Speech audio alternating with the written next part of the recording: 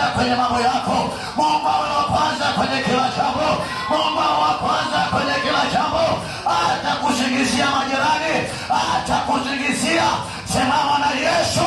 Watu waliokoka wanasimama na Yesu peke yake. Bwana akusaidie sana. Bwana Yesu akusaidie sana. Mungu hawezi akakuacha mpendwa. Majibu yanapotoka haiwezekani. Kwa mtu aliyokoka anasema inawezekana. Inawezekana kwa sababu aliye naye ndani yake ni mkuu kuliko wakuu wote wa dunia hii.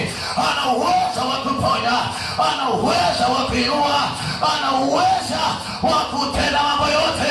Sikiliza nikwambie, mchana wa leo, hata kama unafanya biashara yako, anza na Bwana. Hata kama unaenda shambani, anza na Bwana.